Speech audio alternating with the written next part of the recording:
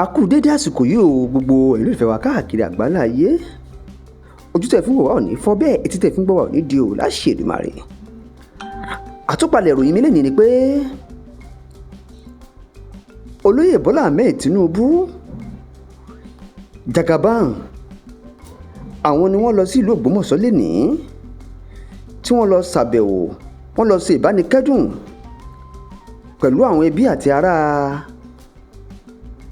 gómìnà wa tẹ́lẹ̀ rí ní Ọ̀yọ́ State Christopher Alao Akala, kí Ọlọ́run ọba láàánú kó bá wa dẹlẹ̀ fẹ́ni re.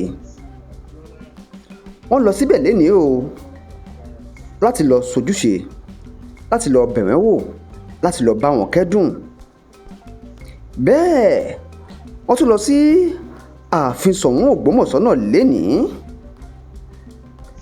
láti lọ bá wọn kẹ́dùn, kí Ọlọ́run ọba láàánú kó ṣàforíjì fún wọn, kí Ọlọ́run ọba láàánú kó má jẹ́ ká rírú ẹ̀ mọ́. Ẹ já ń sọ lókè báyìí ká gbọ́ ohun tí olóyè Bọ́lá Ahmed sọ nílé Akálà. We thank God for you. It's a worthy life that he has lived. See, there are so many people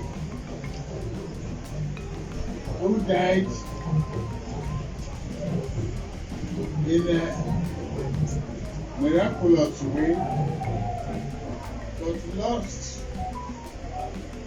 in the memory of people.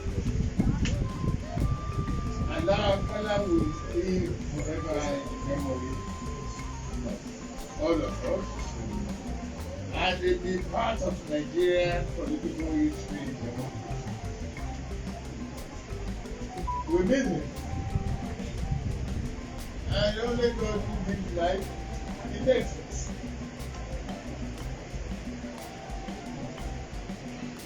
He has us to pray. Just to continue to pray for the dead. May God console you. No word can console you.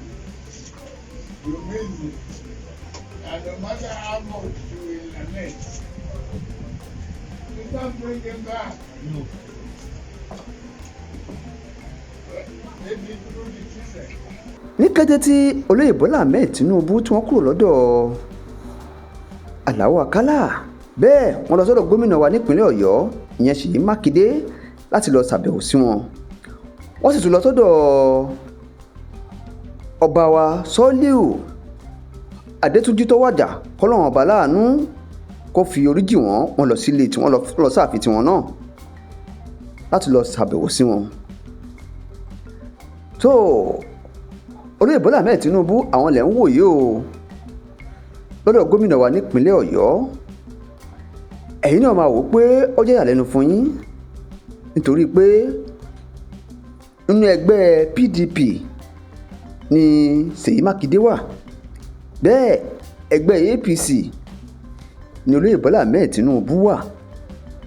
Ṣùgbọ́n lénìí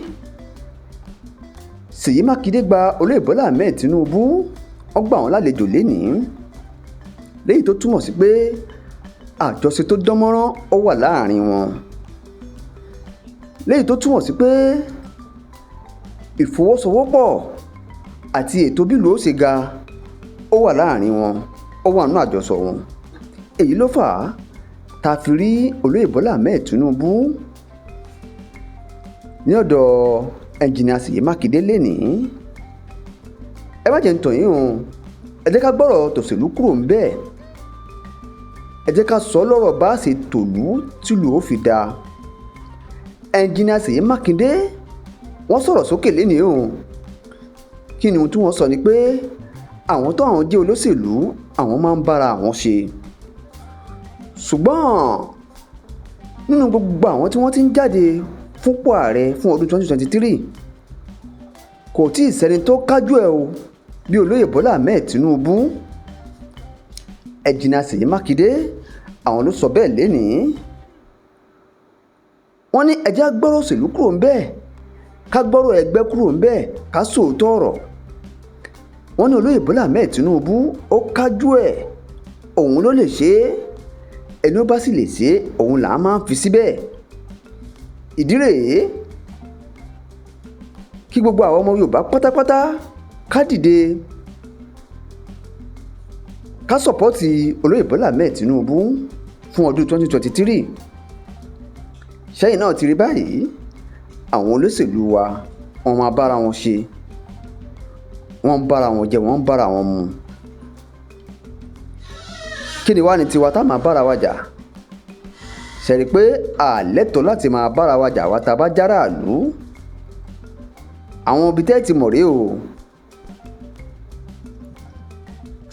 You know, when you came in, I looked at all of from Bayo all the way to Alej. These are the people that are always causing trouble for me.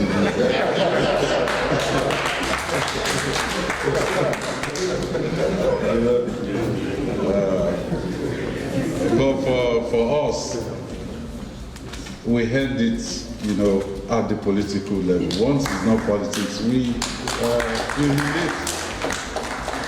relate. And we believe that is the path to development of this country. Let me thank you and the entourage for this visit, and to let you know that we're very appreciative of it, and we have taken proper notice that you've risen above politics and all that is going on around here to come and share with us at this moment that we're doing. Thank you for being accommodating. We gave you short hour notice and you responded.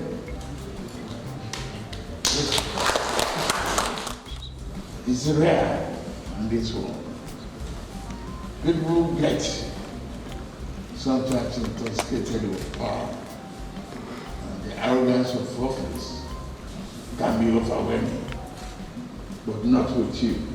mo rò pé gbogbo wa la ti gbọ́ ohun tí olóyè Bọ́lá Ahmed Tinubu sọ àti gómìnà wa ní ìpínlẹ̀ Ọ̀yọ́ Ẹnjìnìà Ṣèyí Mákindé bó sì rí náà ti ṣàlàyé yìí. ìwọ tó bá wò wá fúngbà àkọ́kọ́ ẹ má gbàgbé láti subscribe kẹ́ sì share gbogbo àwọn fídíò wọ̀nyí. tẹ́ bá wá ní ìkọ̀kan àbómìíràn tẹ́yìn náà bá fẹ́ sọ sí ẹ má gbàgbé láti tẹ àtẹ̀jíṣẹ́ ránṣẹ́ síbi comment section. gbogbo pátá ni màá kà ní kọ̀ọ̀kan èjèèjì. sẹ́yìn náà ti ṣetán láti dìbò fún olóyè Bọ́lá Ahmed Tinubu gẹ́gẹ́ bí ààrẹ ní ọdún 2023. sẹ́yìn náà fọwọ́ sí i. tẹ́ bá fọwọ́ sí i ẹ jẹ́ ká mọ̀, ẹ bá mi sẹ́ndì comment èyí tẹ́ bá fẹ́ ṣe ń bẹ̀, èyí tẹ́yìn náà bá fẹ́ bẹ̀, ẹ bá mi tẹ àtẹ̀jíṣẹ́ ránṣẹ́ síbi comment section. gbogbo ẹ̀ ni màá kà. ẹ ṣé àdúpẹ́ o, ó dìgbà.